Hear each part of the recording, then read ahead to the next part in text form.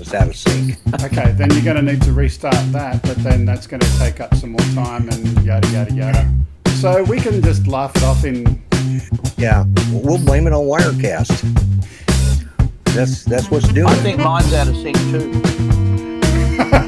Does it look like it's out of sync? John, always the comedian. Oh, look. Stop someone, please.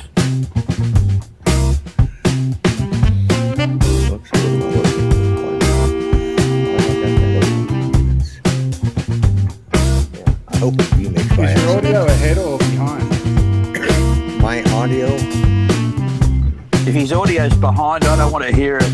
Yeah, I'm saying stuff and then I see my mouth moving later. So you can add audio delay to make it sync up.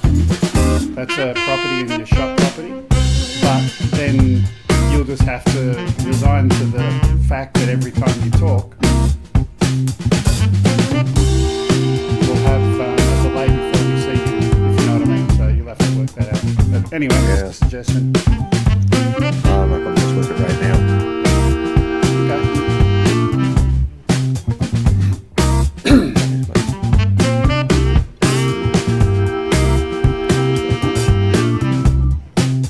It'll be okay.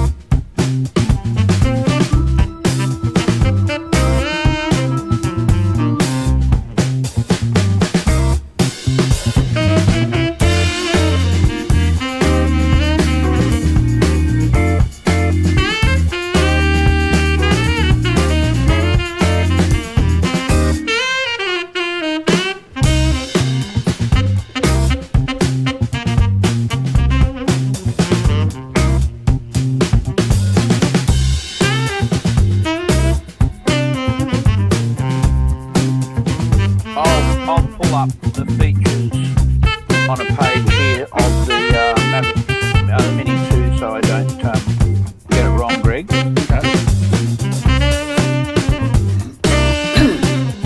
We'll do that all in the pre-news bit.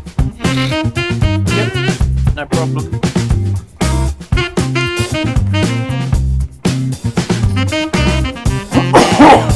Yeah, there's a bit of discussion online too about the new DJI Fly app and where that's going, which is interesting.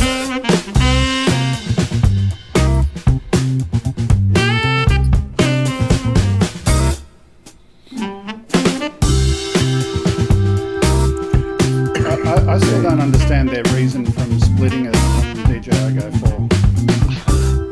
Yeah, look, there's a couple of things that's mentioned about it. One of it was a simpler app.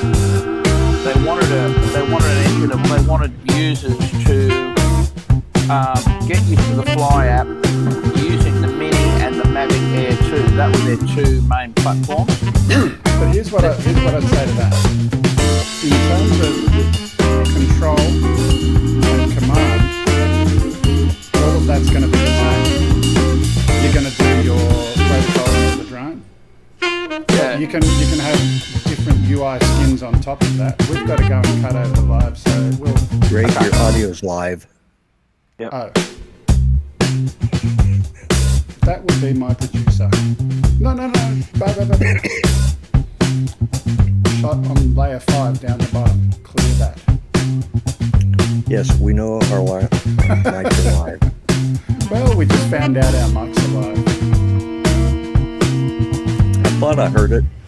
There we go.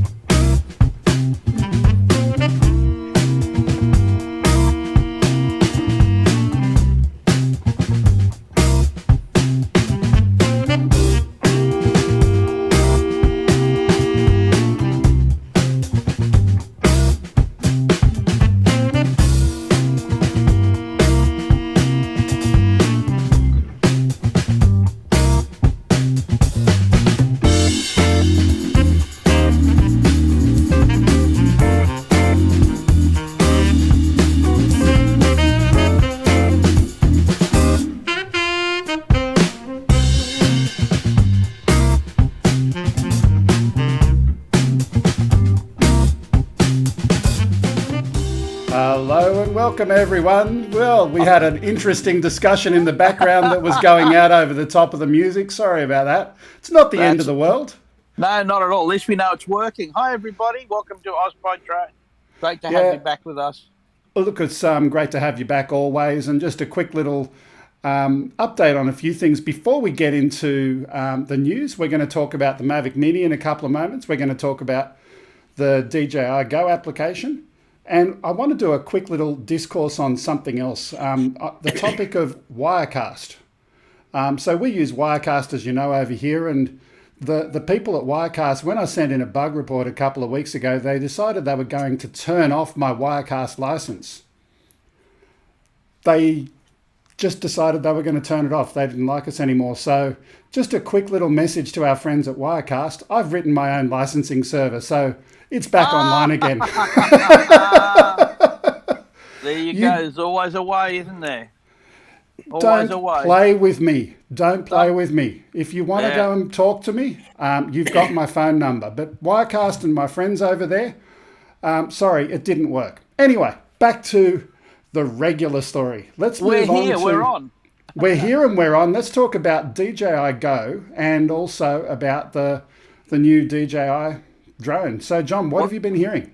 Well, as predicted, we did get a little bit of a lead up. There was some unboxing videos nearly a week ago where the new Mini 2, as it's called, not the Mavic Mini 2, but the Mini 2, was released in a Best Buy store overseas.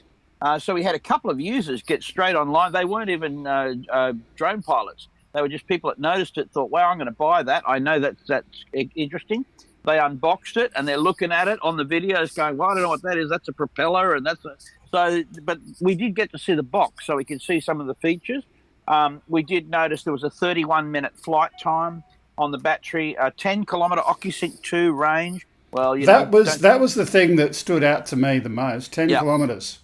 10 kilometers. Well, we don't look at it in terms of distance, I suppose, for those of us that are responsible flyers. But what we do like about that message is that we've got good, in urban areas, we've got good signal strength, and also OcuSync 2 has proven itself to be great in terms of being resilient in Wi-Fi environments. It's great if you're operating around other Wi-Fi signals. You've got this OcuSync, which seems to not be affected by stronger Wi-Fi signals around it. Let's just jump into that for a second. So that will be FCC only. Certainly outside of FCC, you're not going to get 10 kilometres. No, 6 kilometres is published for CE.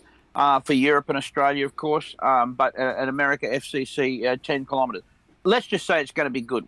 Those of people that have flown with OcuSync 2 know that it's a really good, reliable transmission platform for video.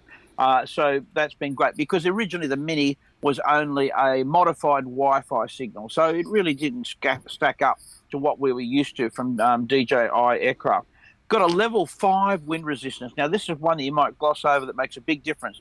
People that have flown the Mini before notice that, well, when the wind gets up, it actually is in danger of flying away.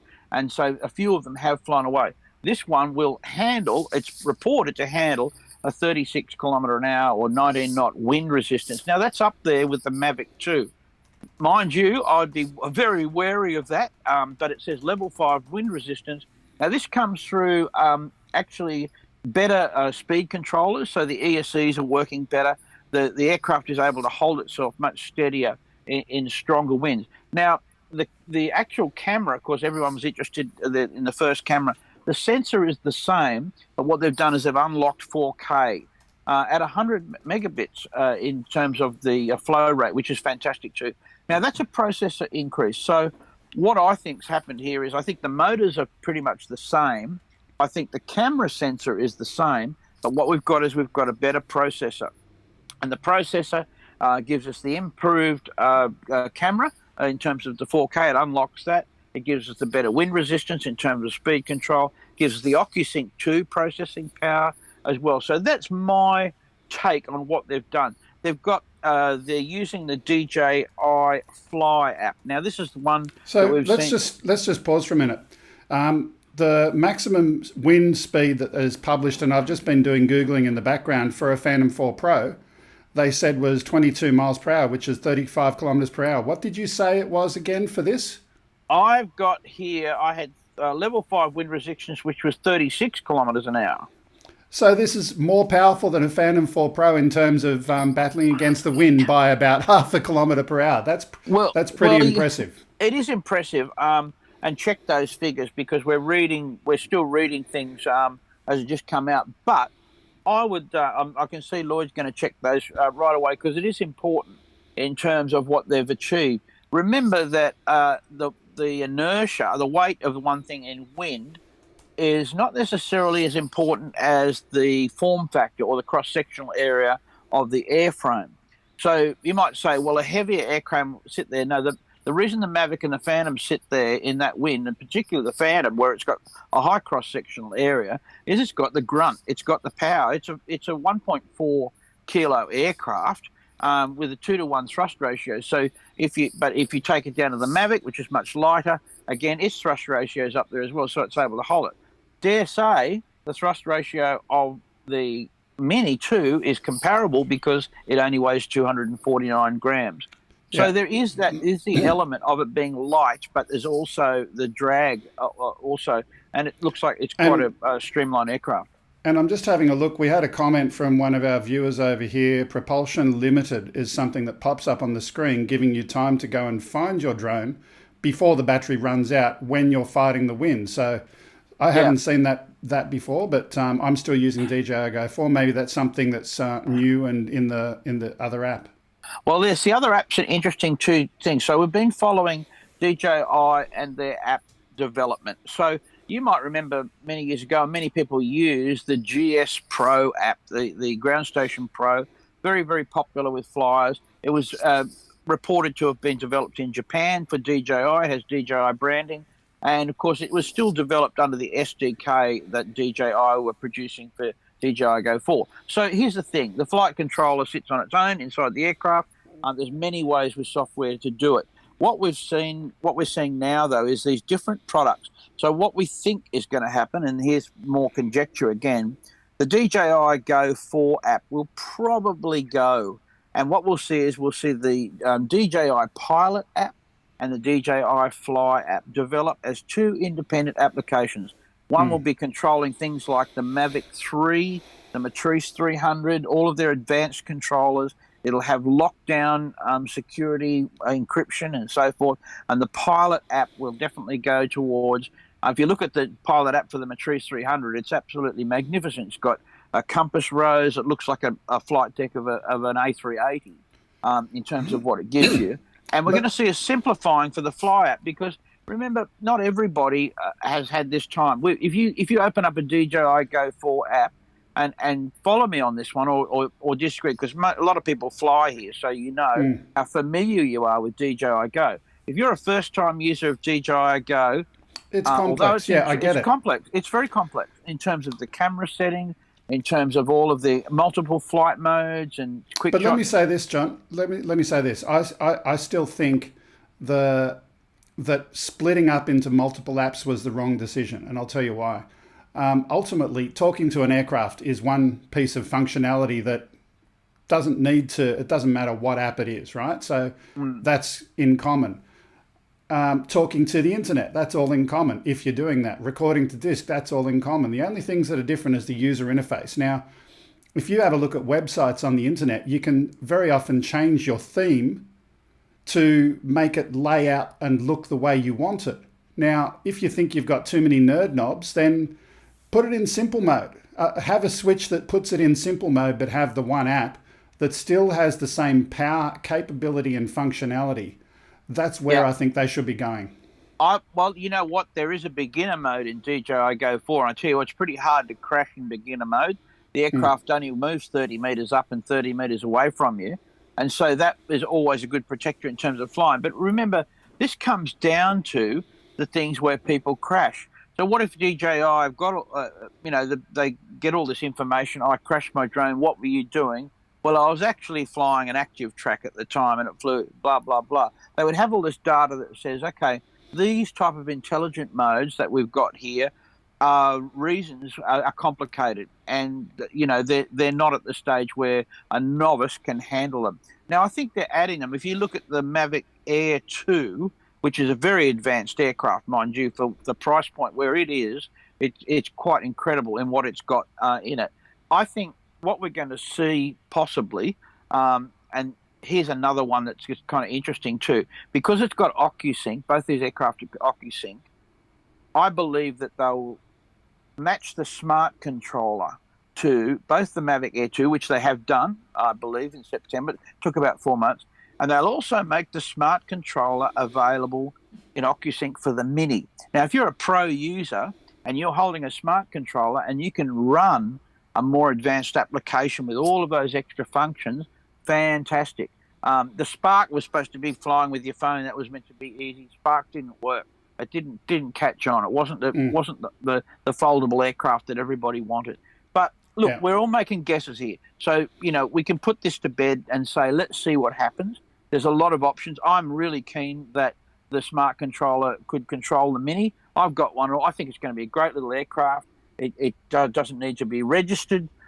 If you fly it commercially in Australia, you do. But there are a lot of extra privileges flying a lightweight aircraft, and it's a lot less risk, guys. A 249-gram aeroplane, if you're flying it around, you've still got the rules there, but wow, you can sleep at night knowing that that's very little chance of injury of any kind with an aircraft that weight. It's fantastic. It's really what the industry needs, I think, confidence. Anyway, absolutely. Leave it at that. We'll see what happens. We'll leave it there. We'll do a couple of quick things at the moment. I did notice Artco Drone Solutions. This is for Greg's DJI Drop Bear Detector. Okay. So we've got the Drop Bear Detector Fund, and there was another one. Can you put the other one up, Lloyd? There was another super chat a few moments ago, and he'll pop that up in a moment. That was from Wayne King. $10 from Wayne King. Hi, Greg, John, and Lloyd. Wayne, thank you for being the absolute regular legend that you are each and every week. Appreciate it. Thanks, Wayne. I've got a couple more things. Before we get into the news, I've got a tech review. Now, this is a tech review by none other than Mr. Ken Heron. And look, I'm just going to let the video speak for itself. This was a private Skype conversation. He knew it was being recorded, but just have a look. I'm exiting the room. I'm going down the hallway. All right. This is Ken in his hotel. Okay. Yeah. All right. This is a modern hotel. The year is 2020, almost 2021. It's the future. And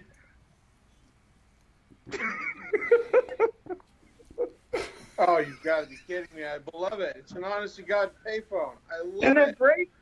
Yes. Look at that. It's like, hello, give me Klondike 7. And it has a dial tone. Thank you, God. Oh, that's fantastic. Look, Do you really? He was. don't We'll think leave that there. Well, let's cut back to the studio. Look, he found. If only he had someone. If only he had someone to call. I mean, that would make it really important, wouldn't it? But you've got to remember that in these modern days, who actually knows a phone number of anyone other than people that you've known for a very long time? And push the button, and yeah, exactly. And who'd have a coin in your pocket as well? He didn't have a quarter on him at the time when he was playing with it. Yeah, here's Lloyd. He got a quarter. I carry change. I don't use the plastic stuff. I use real cash and real coin money. It looks like you need a bit more money in the machine, mate, because you're behind. You forgot to feed the Wirecast meter. That's exactly right. Wirecast is. I'm doing my best impersonation of a kung fu movie. Yeah, that's good. Now just jump leave backwards. Lloyd up there for a minute. Leave Lloyd there for a minute. So I want to let people know. Yeah. We saw this before the show, and we tried restarting the Rendezvous client to see if that fixed it. He came back in, but he said, no, it's actually happening inside Wirecast. So yeah, this is yet actually again, Wirecast strikes. doing this. Yeah. It's his copy of Wirecast, not mine. Anyway, we love you, Wirecast. We really do. You've got great support. It's on your computer, yes. yeah. Anyway, I'll stop there. So that was a fun little video from our favourite Mr. Ken Heron, and let's from that move from that frivolity into the news. OzByDrone News is brought to you by AirData UAV. Is your drone healthy, or is it about to surprise you on your next flight? Don't wait to find out. Discover under the hood information and review the early signs of problems before you take off again. Use discount code OzByDrone20 and you'll get a 20% discount. There is a link to their website in the description. Now, let's just quickly, John, we were speaking before the show about AirData. I want to quickly get you to update us on what you were talking about beforehand. Well, I've been using it a few months now, and I've been drilling down further and further. Well, this week, Hamish and I went out to do an initial test flight and for a brand new Phantom 4 Pro version 2, and the Compass 2 failed. It was just a normal mechanical failure. It's gone back to DJI. It'll be a simple thing. They'll either replace it or do a repair. But what was great was we would never have known this without AirData. So the first thing we did was we synced the logs, we got them up, we had a look. Okay, we've got a compass error. Now, of course, we got the flash on the screen that we had a compass failure or a compass problem.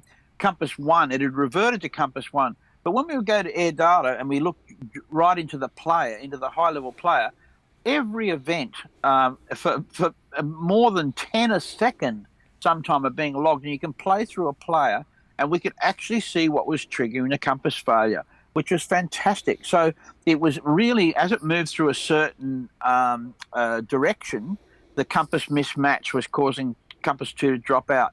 And you would never have known that. You couldn't actually pick it any simple way. So AirData really saved us hours. We basically boxed it up and took it back, and we took the AirData back to the shop, and they said, fantastic, look at that. This is a failure. This is a hardware failure.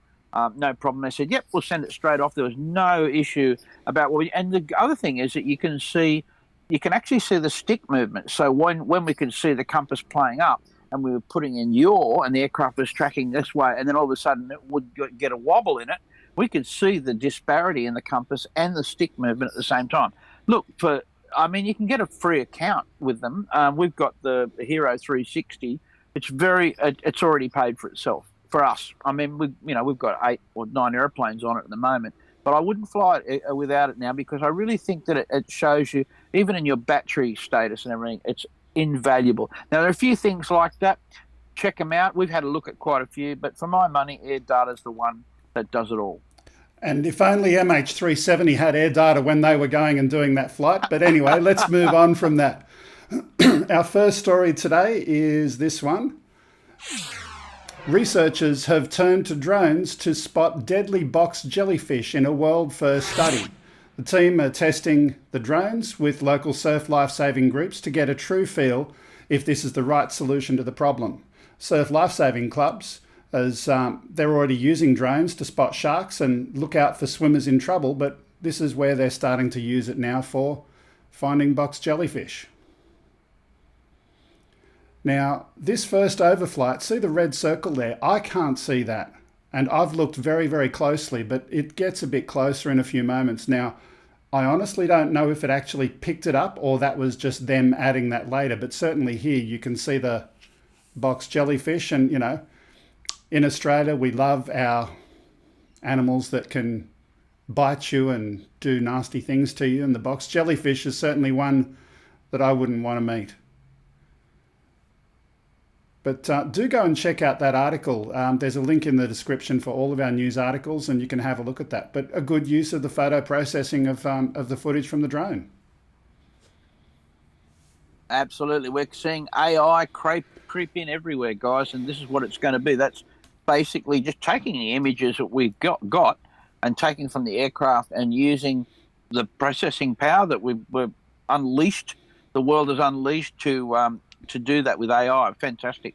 We're going to see AI and UAV technology merge in the most unusual ways. And, AI basically on your phone, facial recognition, all of those type of things are really an intelligent form of software. And that's an interesting observation, right? So to do proper AI processing, the drone's not doing the work. The phone or the connected device is. So correct. As our phones are getting more powerful, and you hear about, you know, the next iPhone coming out and similar releases for Android, more power, more grunt, you've got more capability. So this is the sector where there's going to be more and more work happening for live real-time AI analysis. Correct. Yeah, absolutely. Okay, we'll move on from that one. Now, this is actually a longer video for our next story. And we're not going to play the whole thing. We're just going to let it play and we maybe talk over the top. But Virtual Surveyor, and this is the name of the company, they produce a software application that is designed to turn drone data into CAD models. They've recently released a video about how to build CAD designs for curb and guttering using drone photo data. Now let's just play that video and we'll have a chat about what we see. In this video, I will talk about how you can survey curb and gutter from drone data.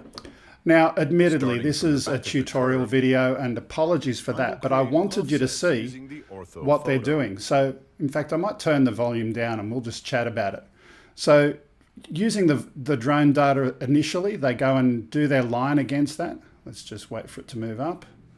So they're doing their line, their curves, and layering all of that on top of the data and going through that and then doing the 3D extrusion from that. And this is all built into this Virtual Surveyor platform. John, have you heard of them before? No, it's a new thing for me. I haven't heard of it. Again, we're using photogrammetry of sorts, LiDAR, no LiDAR involved, but high-level photogrammetry, and really a very clever software. Once again, very clever software. Fantastic. It's great in those sort of engineering things in volumes and doing quantity surveying, just remarkable. We've just let's just pause for a minute. If we didn't have that technology available, what would the equivalent man-only version of that being? Going out and measuring things and... Yep, traditional surveying, mate. You know, we've been surveying since Captain Cook was sailing around Australia and mapping the coastline. Okay. Remember, he was one of the great surveyors, and so was Matthew Flinders. Christopher Columbus too was also in fact someone who was a surveyor, and by taking observations, if you like, of coastlines or data or anything on the ground and being able to measure it against something, a datum is what's really required. Early navigation, of course, you're using the sun and the stars and trying to use longitude and latitude. Now we've got the technology right down where we can use photogrammetry from even a Phantom 4, standard Phantom 4, that will give you corrected ground control point data down to 6 or 7 millimeters. So when you're doing measurements, we've just done a quote for one in Brisbane, and what they want to do is they've had a car park marked and they've made a mistake, and the company that's done the painting has complained because the surfacing company hasn't put enough concrete down.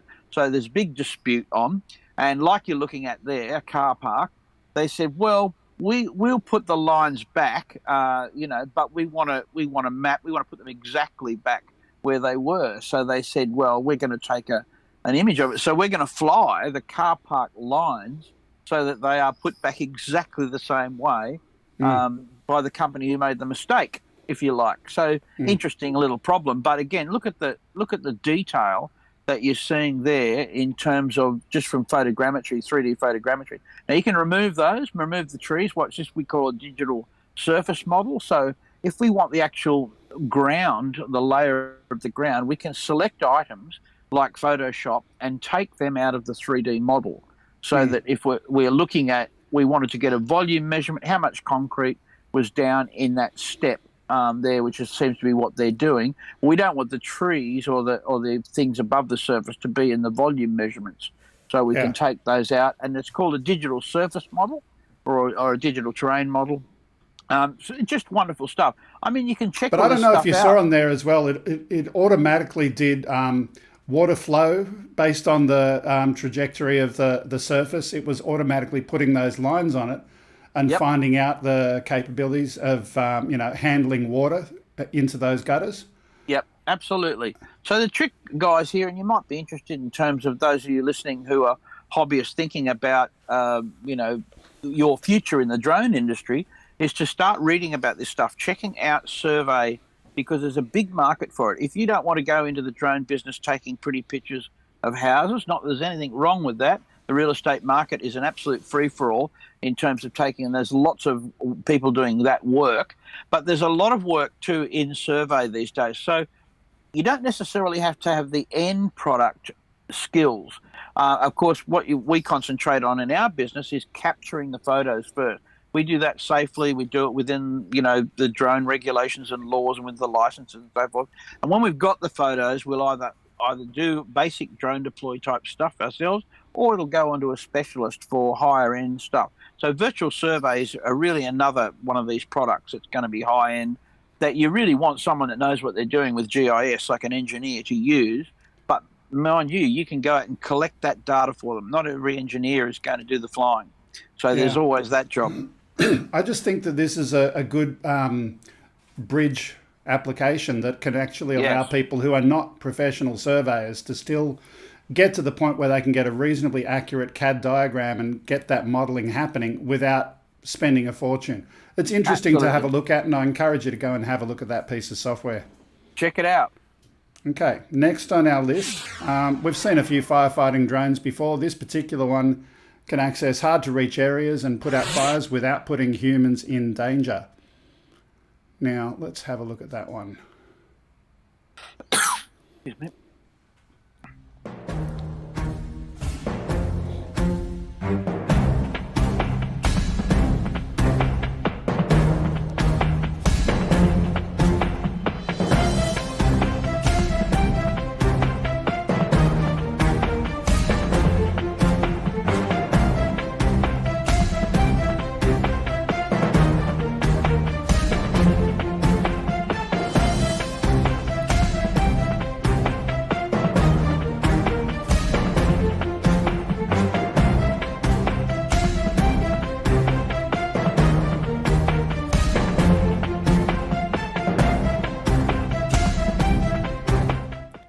And interesting to have a look at that one using either a ground-based water supply or the dry fire retardant, but another good use of drone tech.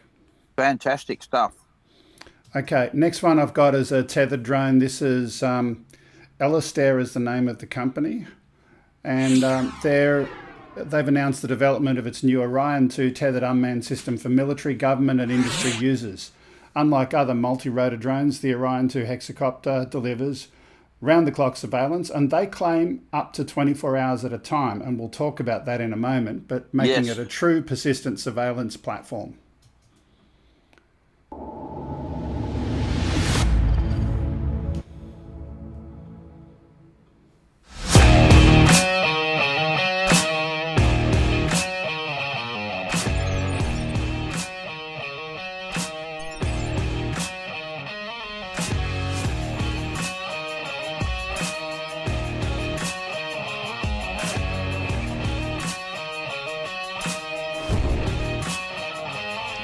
Force multiplier.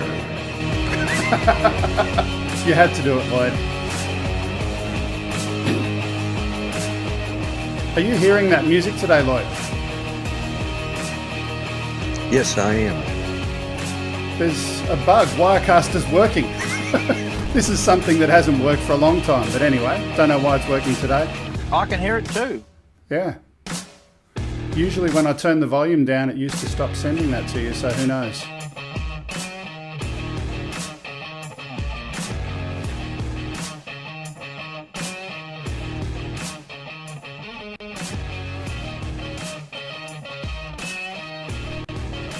Look, we get the idea. We don't need to watch that to the end, but let's stop the video and come back to the studio, John. The 24 hours at a time. Well, there we go. So I've had the privilege of seeing a Lestier tether.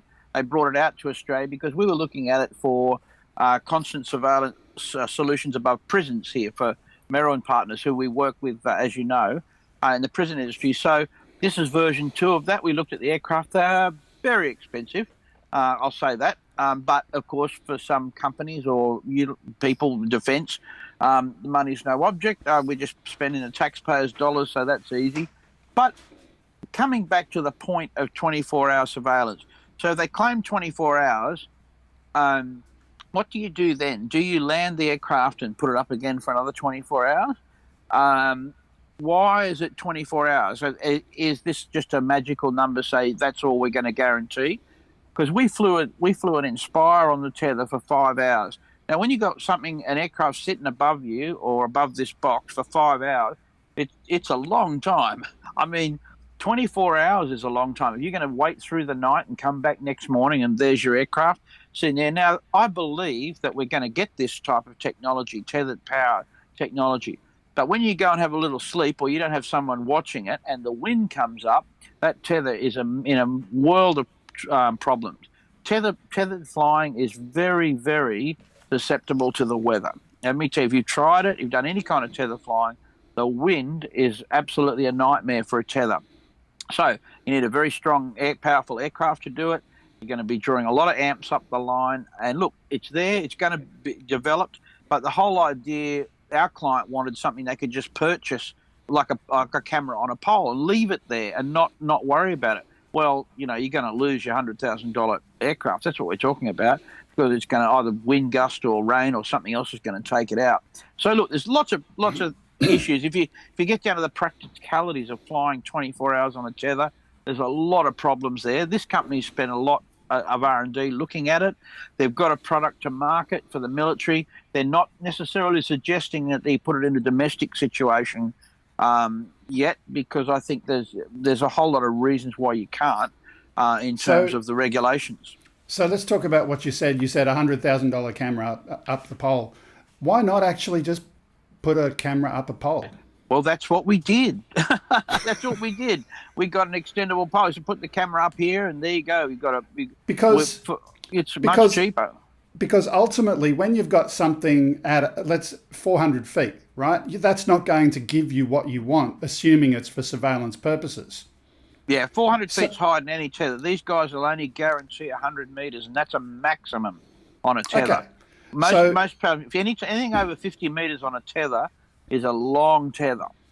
So the point is to get to the height that you actually want so that you can use the camera. Yeah. A pole is going to make so much more sense. Well, what our clients wanted was a way of this thing monitoring for security reasons.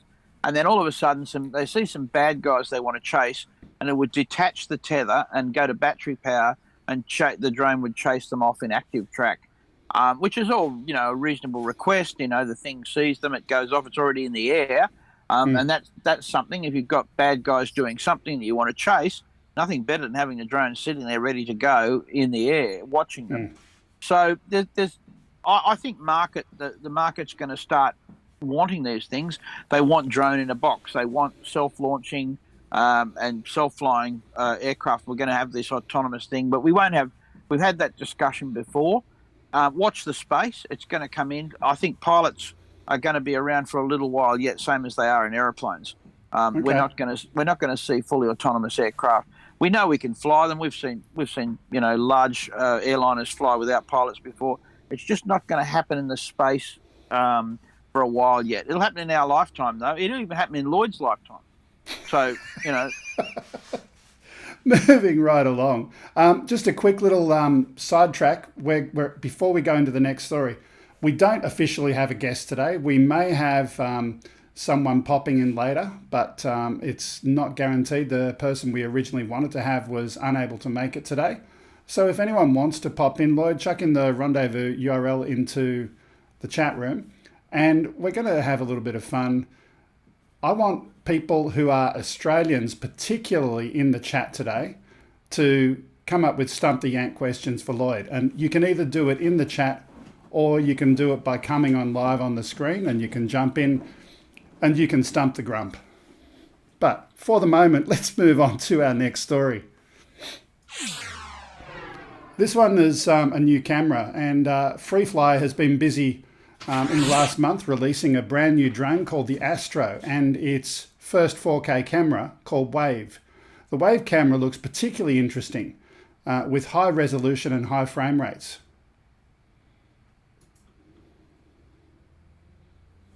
Introducing Wave, Freefly's very first camera. Wave is the first in a series of cameras that push the boundaries of efficiency, ingenuity, and performance.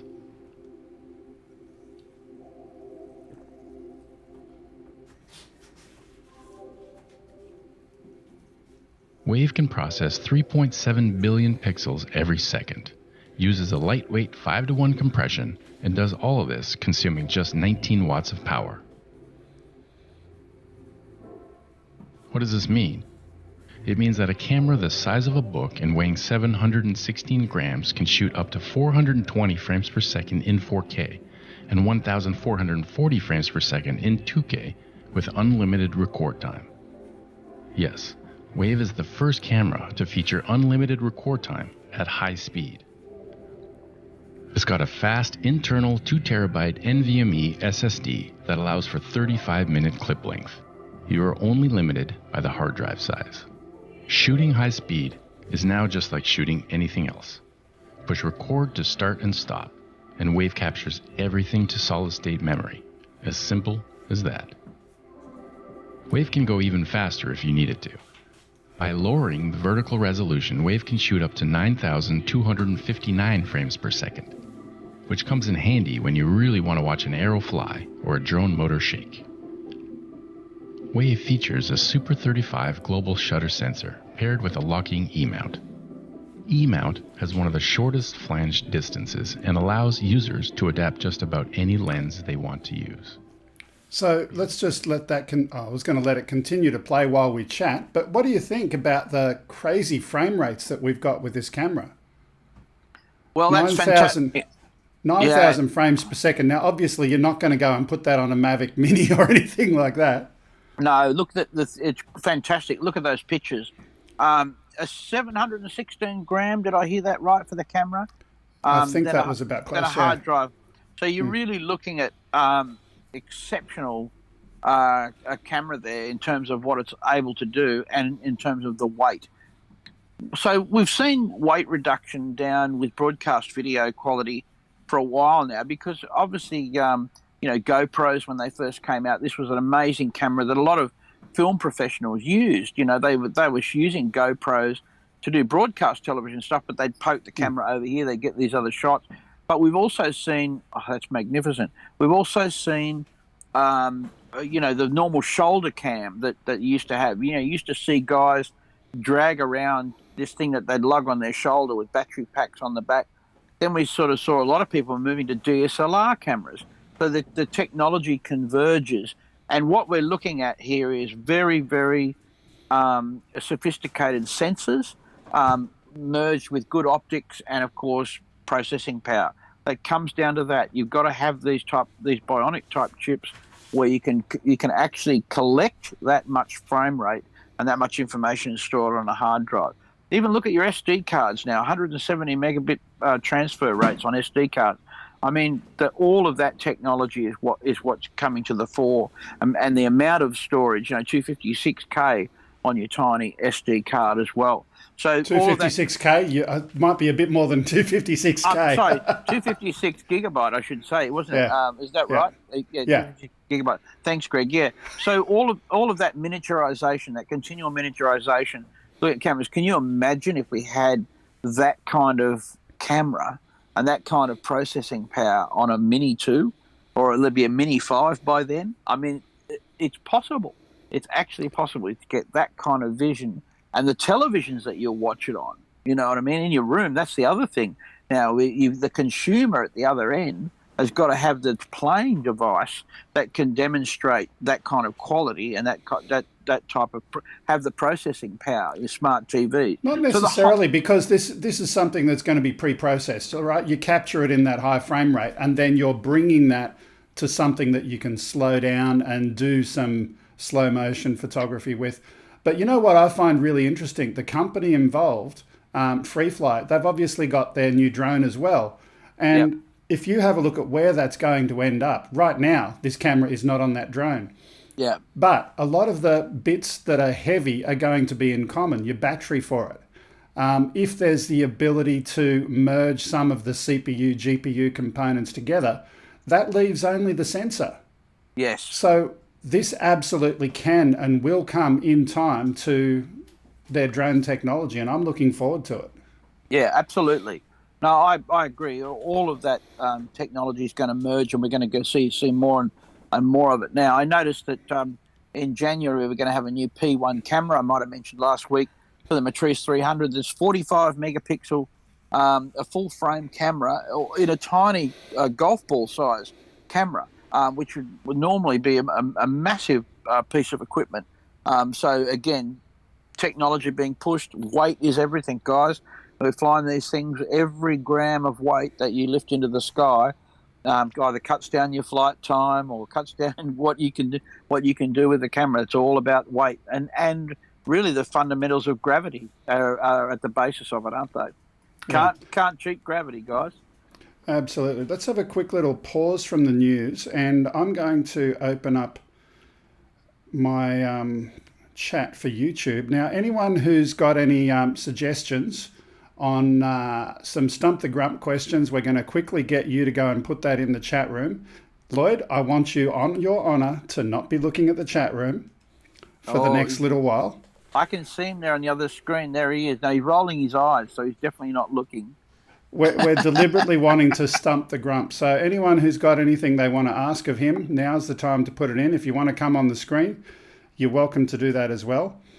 Okay, the first one we've got is, what is a bushman's handkerchief? His shirt sleeve. Okay, shirt sleeve. Now, I'm going to be honest and say I don't know the answer to that one, but I'm just having a quick little I'm going to be honest too. I reckon if it's not, it'd be a sock. But shirt sleeve would make sense, yeah. Yeah, they're closer. No. No? No, I've just looked it up. Blocking one finger and just going...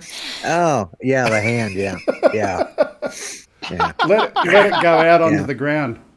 Yeah. Okay, that was a good one. Yeah, it was. I like that. I didn't know that. Farmers do that all the time around here. Yeah. To I can tell you it works. Not really a handkerchief at all, but using your hands to delicately drain the snot from your nose is the answer that Gary put up there. If anyone else has got any others, we'll interject through the remainder of the show. And Lloyd, I'll just ask you to be on your honour and not look at them, and we'll see how we go. See how we go. No. Hey, thanks for that. No, that was good. I learned something. That was today. good. Yeah. Okay, what is cooee?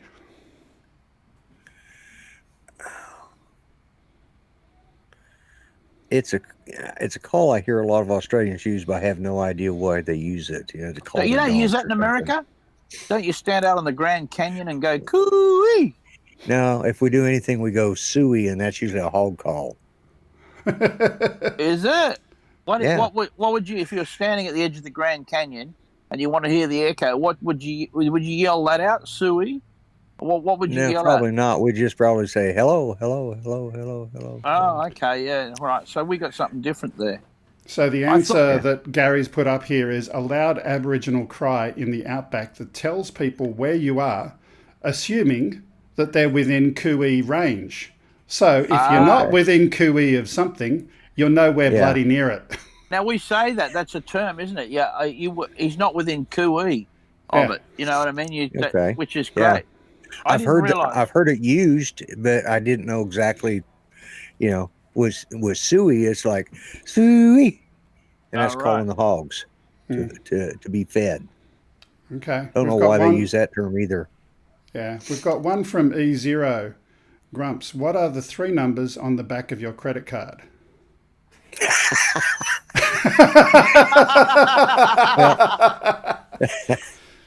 Five. They're called CBC. That's what they are. Okay. That's funny. We'll see if anyone else jumps in during the rest of the show. Yeah. We'll go back to Grumps in a little while, but in the meantime, let's go to our next story. Utility companies are finding new and innovative ways to use drones. We've heard about utility companies doing this for a while to improve their operations. In this video, we see one of their staff using a drone not for the regular kind of thing, but to document a solar car park that they have built ready for the Australian summer. So not so much a drone story, but an interesting tech story and an absolutely great idea. Shade for the cars and at the same time generating electricity above. 2 for the price of 1.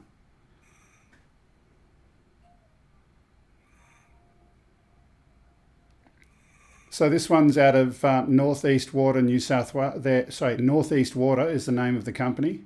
I know they're down in Melbourne somewhere. It's a 132 kilowatt solar car park. You're speechless.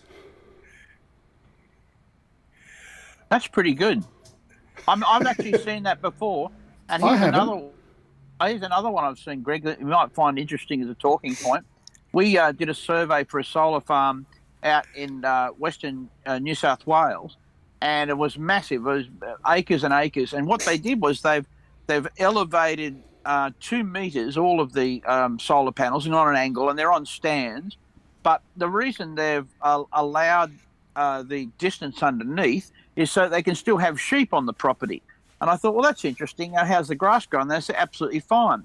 So what they've done on each panel, they've got a drip tray, if you like, that comes down. So the condensation collects on the solar panel at night, comes down to a little drip tray, and then if the sheep don't want to have a drink, it filters through into the ground and waters the ground underneath it and collects it. So that it's kind of so you've got the grass still growing, you've got collecting water, collecting power, and you've still got sheep running around, and the sheep use it for shade as well. And they reckon that their coats are much better because they're able to live out of the sun underneath the solar panels. Who'd have thought a sheep would have a solar house with its own water supply? I mean, incredible. And it never ceases to amaze me. Sorry, there's a face palm from Lloyd, of course, but all power to the sheep and solar powered sheep. Oh, John. Sorry. It's a true story. I'm not making this stuff up, I've got photos of it. That's the scary part. It probably is true. I believe you. It's true.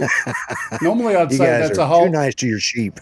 Normally I'd say that's a whole lot of bull, but this is a whole load of sheep. Okay, move on.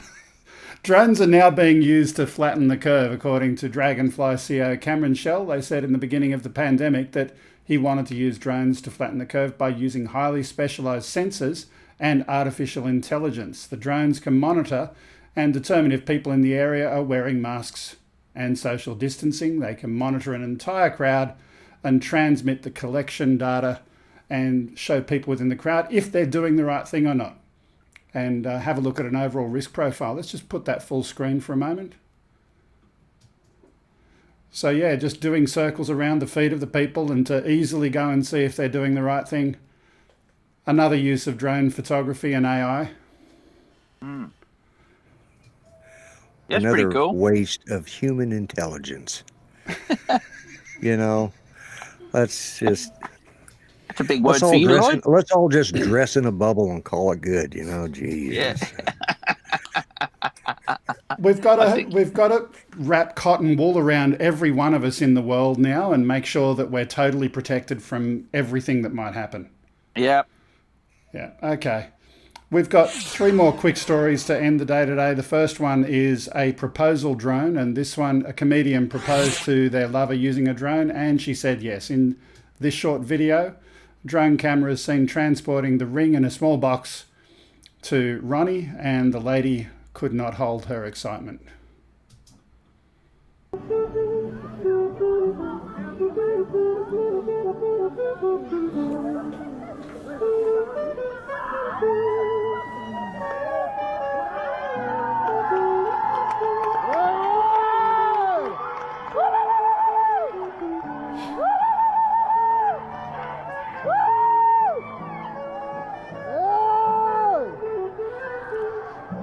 Okay. First things there, John. What's your commentary? The saxophone is sharp. Okay. Other than that, very nice. The idea, well, you wouldn't forget it, would you? I mean, how romantic. You know, the only thing I could think of make it more romantic is if a tuba was playing at the same time. But, you know, look, everybody wants to make their mark when they propose. And, you know, we love our hobby, so I can see why it was exciting to do so. No one got injured, right? That was the good thing. What do you think, Lloyd? He's not happy. He That was doesn't another care for it. waste of a good drone shot. Yeah. I mean, you know, 6 months are going to be divorced and say, you embarrassed me on international television with that stupid proposal. Yeah. You know, he should have got rid of the bride and just kept the drone and not bought him. He could have bought him a better drone instead of buying her that ring, because you know she's going to divorce him when she gets all his money. Yeah, look, I never thought of that angle, Lloyd, but I know that you would have, so that's great. Yeah, that's good. Okay. Forget the wedding and buy a drone. Speaking of drones, we're going to talk about honey. That was a bad segue.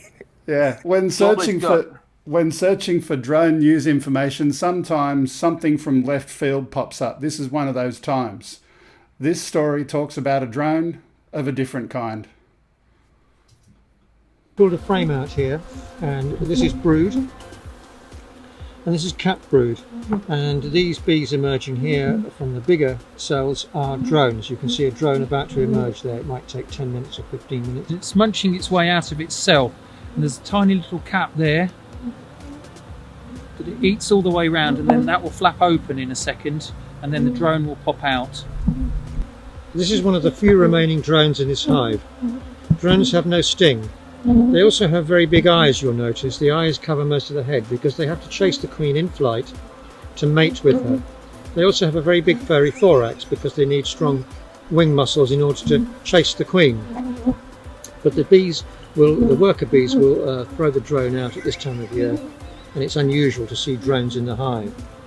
Most of these bees, 99.9% of these bees are now worker bees. They're female. They got big eyes and strong arms to chase the queen. There's something completely wrong with that whole friggin' story. It just doesn't sound right. Why do you think I got it out when... Look, I saw it. It was unusual, but I had to include it. Oh, dear. It's a slow news week. It's a terrible news week. It's a slow news week. Oh, my God. Okay, I'm going to have a quick check back to see if we've got anything else. Lloyd, what does it mean when someone says, put a sock in it? Yeah. It usually means to shut up. I think that's I get told that all the time. Yeah, after that show, I think somebody needs to put a sock in it after that last news story. Very appropriate. Okay. Is the producer laughing too? Yeah, the producer's laughing too. Oh. I had another video that I forgot to load up. See, the other day we had State of Origin. I'm just going to do something totally unscripted here. Now, I'm going to go and find something on my phone. Let's have a look. See. I don't think the show can get any worse after that last news story. No, definitely not.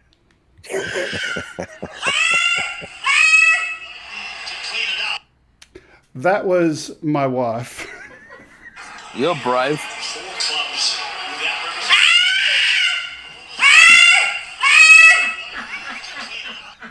Watching State of Origin. Every time there's a run close to the line, she's definitely turning into a true Aussie, just total uncontrollable screams. But anyway.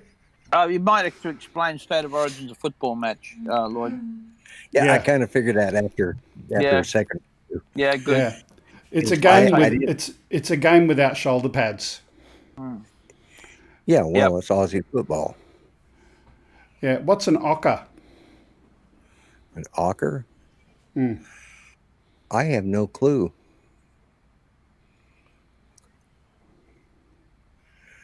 Oh. I know I've heard the term, but I cannot think of it. We have stunt the grump. Yeah. I know the answer, but I'm just trying to put it into words. John, what would your definition be? The definition, an ocker is an Aussie, but or a mate, if you like. Okay. But I've just Googled it. In fact, an uncultured Australian mate. It's kind of like your Paul Hogan. Yeah. An uncouth, offensive male chauvinist is one that someone else put there. Well, isn't that what all Aussie men are? Yeah, well, no, I can stand up and beg to differ at this point, but I don't have any evidence of that. Okay, that's the problem. We've got one last story, and at least the ones in the Outback are like that. Yeah. Yeah. This last one here is from Reddit. We find some insane footage with an interesting trick shot. Let's just have a look.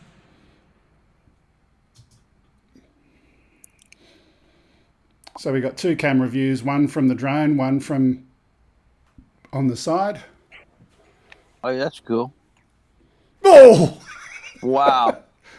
That was a cool. One more time. That was great.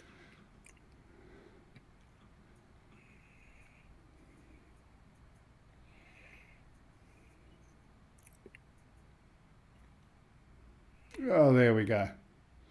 Really cool trick shot from Reddit. Wow. I know Ken was doing one of those, but I think Ken's version didn't quite go under. I remember he was doing that at Minefield, I think, a little while back. Anyway, so we've come to the end of our show today. We didn't have a guest, and sorry about that. We still made it close to the end of the hour. A couple of quick community service announcements. Next week, we are going to have the Global Fly-In. We are going to start an hour and a half earlier than today's show, so that's 9:30 Australian time. Yep. What would that be Central Time, US, Lloyd? That would be about 4:30 Central Time. 4:30 Central. So that's the time we're going to start next week. Anyone who's particularly an Android user, you'll be able to fly. If you're an iOS user, that the DJI Go 4 app has a bug, and you won't be able to send us video, unfortunately, unless you haven't changed your settings from a previous flight. Those people can still fly.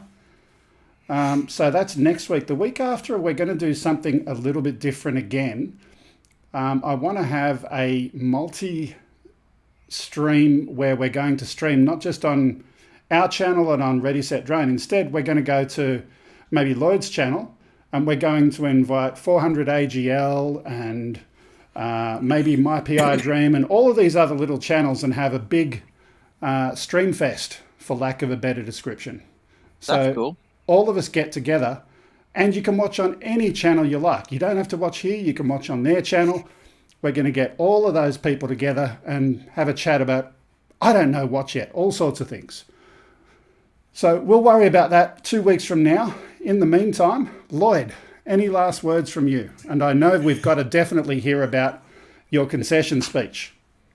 Yeah, I did concede Tuesday night because I just saw that even after all the crooked votes and everything, I still wasn't going to receive enough to beat Biden. So I just went ahead and conceded, but I want people to notice here, it says right here below that I will be, as soon as I can get the paperwork filed with my lawyers, we're going to run for the Australian Prime Minister, because you guys appreciate a guy that'll take a bribe.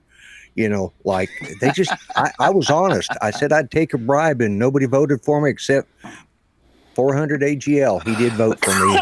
One vote in Tennessee is all I got, but, and so I had to concede, and I've been depressed all week because of that, because nobody bothered to bribe me. I didn't care if I won. I just wanted the bribes. Okay. Commiserations, Lloyd. And speaking of politics, all I can say is that it does remind me of, and I'm not on camera, I'm waiting for my producer to put me on screen. It does remind me of a movie title. And in politics in the US at the moment, that movie title would be Dumb and Dumber. No matter which way you go. No matter which way you go, it's not going to end well. Yeah, it's, yeah. As long as it's not Groundhog Day. Oh God, I'm starting to feel like that. Every 4 years, it's like the same thing over and over. It's like, well, you know. Well, we almost managed to get through the show without mentioning American politics today, because I know everyone's heard enough of it. But good luck. I suppose we'll know next week. Next week I will see if I can have a Mini 2. Yeah, next month maybe. I'll see if I can get a Mini 2 to show you before that even the votes are tallied. We can have a look at that, and also a little bit of a wrap up. A couple of papers have been released by the Australian government on what they call aviation emerging technologies and how they're going to support our industry into the future. So that's going to be an interesting paper as well. Yeah, with taxes. They'll spend our money doing it. But I'd like to think they spent some of our money back on us, so that would be good to see how that might work. Might not be a good thing. So let's have a look at that next week. Yeah, and I got one more. I've got, what is a yobbo? You know that one, Lloyd? Oh, yeah, yobbo. Oh, I think I've even asked. See, I'm so tired that I can't even remember the ones I've already asked. A yobbo. No?